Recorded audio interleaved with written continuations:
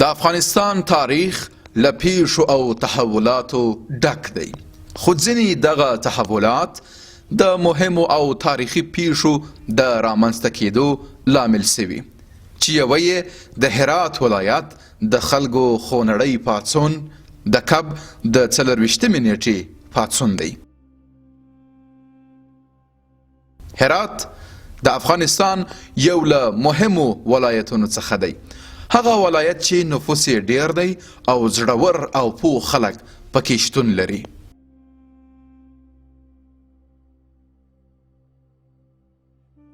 هغه ولایت چې د ختیځ او لویدیځ د نښلېدو ټکی ګڼل کیږي.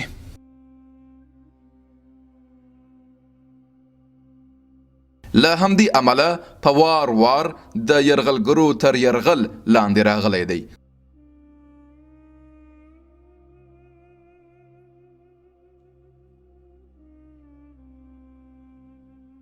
د اسکندر مقدوني له یرغله نیولې بیا د چنګیز، صفویانو، قاجارانو، انګریزانو تر روسانو پورې چې ګڼ شمېر خلک د یرغلګرو لخوا وژل سوي دي.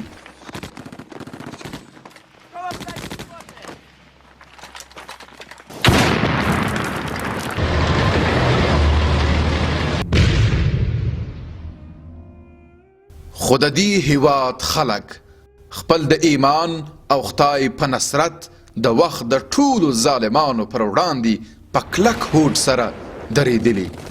هغه دریځ او پاڅون چې د نړۍ په تاریخ کې په زرین او طلایي لیکه لیکل سوی دی.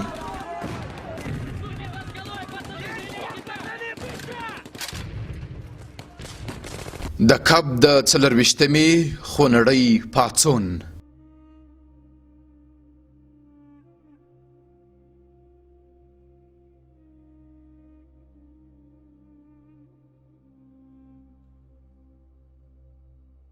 د 1350 لمریز کال د ثور میاشت په 9 له پوځي کودتا وروسته د افغانستان د خلق او پرچم ډیموکراتیک ګوند د روسانو په ملاتړ د هغه وخت د ولسمشر محمد داود خان پر ضد پاڅون وکړ او واک ته ورسېدل. داسې واک چې له همغه پیله یو لړ فعالیتونه او بدلونونه پیل کړل چې په بشپړه توګه د اسلام له سپېڅلو قوانینو او د افغانانو له کلتور سره په ټکر کې وه. کسانی که به عریکی قدرت رسیده بودند مردم بیدینی بود، مردم ناآگاهی بود، مردم نافهمی بود. د شورویانو مستقیمه مداخله او د کمونیستانو استبدادي سیاست د افغان مجاهد ولس د ملي او دینی احساساتو د بیدارۍ او د وخت د کمونیستي حکومت پر ضد د پاڅونونو د پیلېدو لامل سوه.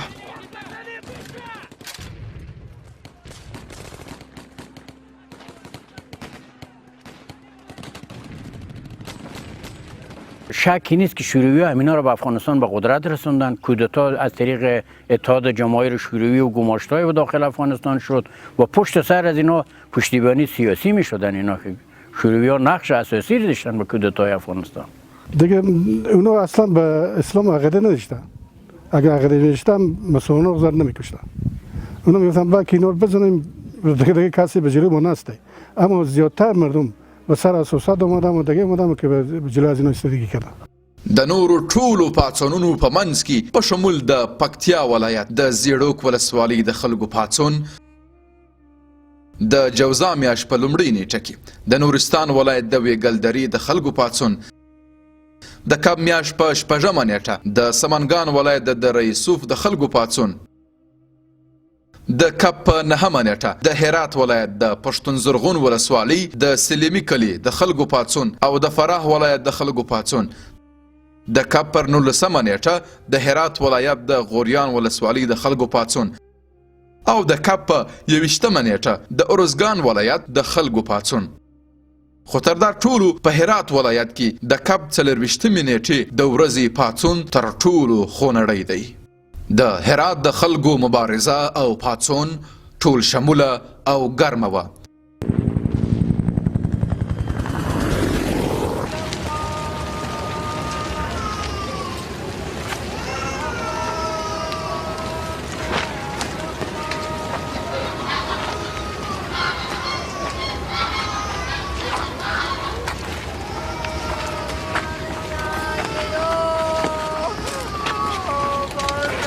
د دغه پاڅون لمبه ښار ته وغځېدل تر دې حده چې د 1350 هجري لمریز کال د هوت په 24مه نیټه د هرات ولایت په کچه د وخت کمونیستي حکومت د ظلم او استبداد پر وړاندې د ولسي پاڅون د پیل لامل شوه.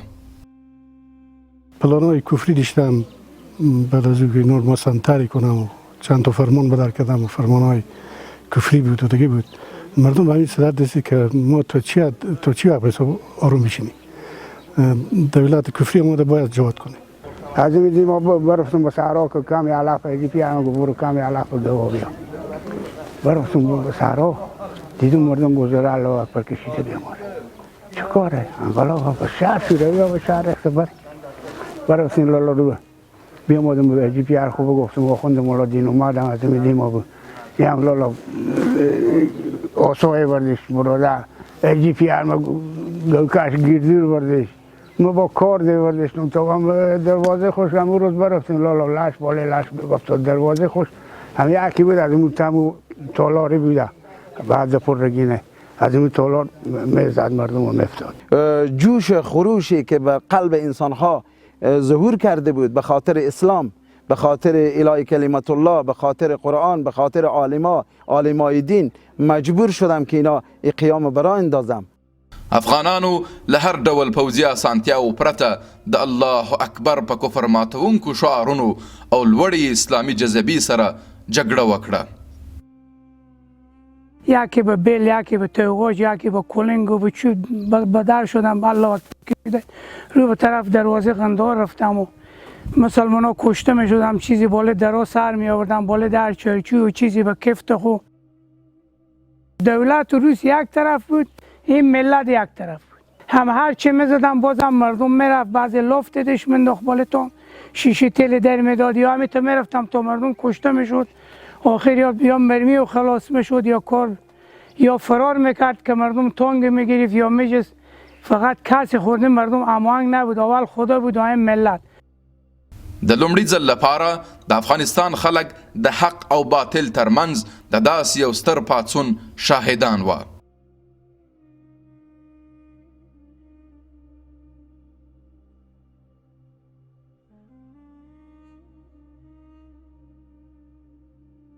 خلک د ښار له څلورو دروازو دروازه کندهار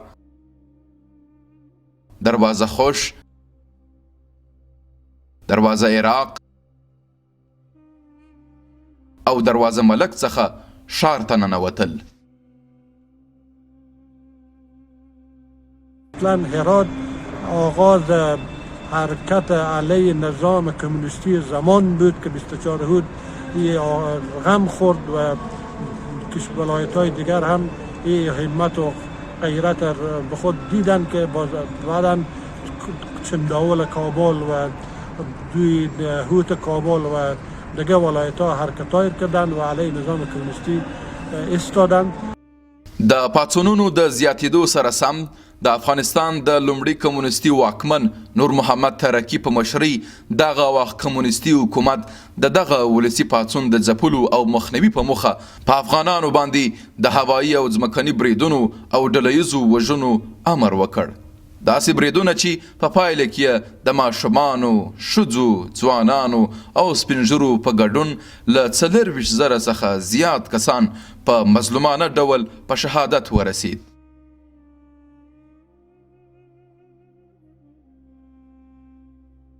ما بر روز سیوم برفتیم به دروازه قندهار هر چی که روز دیوم اول ببردم این تو اگه ما به شما بگم من اونجا هم بدیدم همین جنگ انگلیس که خدی هندوستان جنگ کرده بود که همین نفر با بالا نفر کشته برده بود به شما قسم میخونم وقت همین کانال نبود همین تام جو همین جو یادم جو بود به تام کانال همین نفر با بالا نفر برده بود روز سیوم.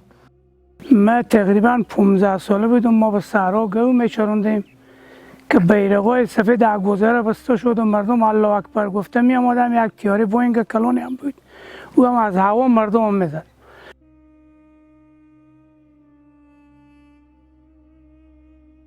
د پاڅونونو د رامنځته کېدو له مهمو دلایلو څخه لاندې ټکي یادولی سو. د اسلام ضد کړنې، د داسې بدلونونو رامنځته کول چې د شخړې او ګډوډۍ سبب وګرځید. د بېګناه خلکو په وړاندې ظلم او شکنجه او د خلکو هیلو ته نه پاملرنه.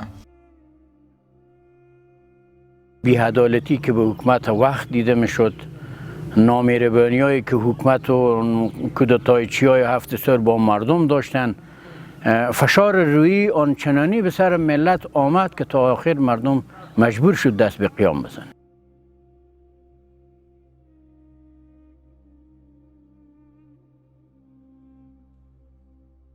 د هغه وخت کمونیستي حکومت چې په بشپړه توګه د پخواني شوروي اتحاد ګوډاګی او پلوی و، له همدې امله یې په دې اسلامي خاوره کې د کمونیستي افکارو او ایډیالوژي د واکمنۍ هڅه کوله.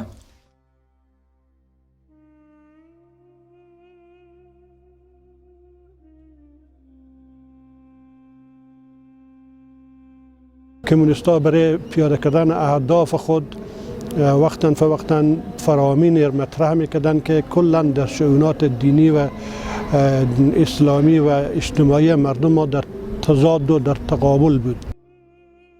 هغوی د علماو، پوهانو او قومي مخورو په وړاندې وحشیانه جنایتونه ترسره کړل او په زندانونو کې یې واچول او شکنجه یې کړل، تر دې حده چې د هغه وخت د کمونیستي حکومت تر ظالمانه شکنجو لاندې خپل ژوندونه له لاسه ورکړل. کمونیستي حکومت به په نیمه شپه کې د دوی جسدونه تر خاورو لاندې ښخ کول. لیدل کېږي چې تر اوسه هم د بعضې شهیدانو خپلوان د دوی په انتظار دي او سترګې یې دروازې ته دي.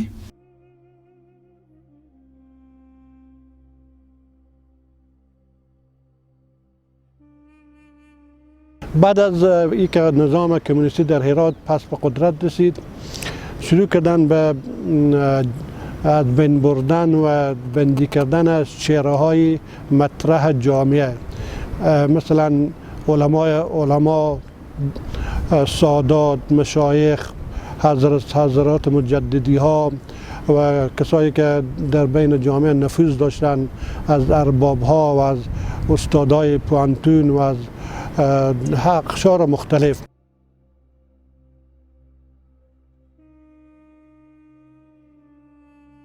مولوی‌ها و عالمان به عنوان اخوان شیاطین میگرفتم و ارباب‌ها و مستفیدای کلان قومی میگرفتم، بندی میکردم و ظلم و شکنجه میکردم و دخترای زنایی که زنی که 80 سال سن دارن اور بزرگش میکردم تو بیا سواد آموزی بیاموز.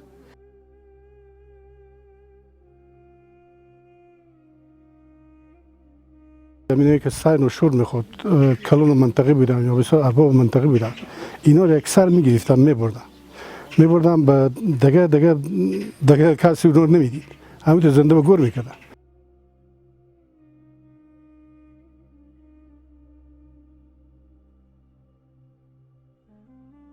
مردم کشته و زخمی زیاد داد، مردم ما زنده به گور شد. اینا بعد از قیام 24 اوت هرات که قیام شکست خورد، بالاخره پس دولت قدرت را به دست گرفت. بعد از او دستگیری های به بین قریجات، به بین مکاتب، به بین پوانتون، به بین قشر جامعه شروع شد و یک تعداد زیادی از مردم عزیزای ما هنوزم به مو شهدای گمنام، هنوزم گمنامم.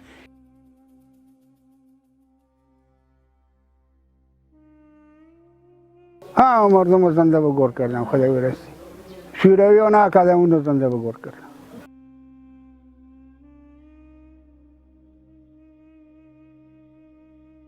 هر جا کسی سر شور میخورد شو میبرد زنده و گور میکرد. بازار شهدار که شنیده باشیم اونجا مردم رو میبردم، شو مردم رو زنده و گور میکردم. او له همدې امله ډیری پاڅونونه وسول چې له دې جملې څخه د کب د 24مې نیټې پاڅون د بدلون او ورپسې د پاڅونونو پیل او د کمونیستي حکومتونو او حتی د پخواني شوروي اتحاد د ماتې لامل سو، چې د 1391 کال د ثور په 8مه په افغانستان کې د ډاکټر نجیب په مشرۍ وروستی کمونیستي حکومت له افغانستانه ړنګ شو.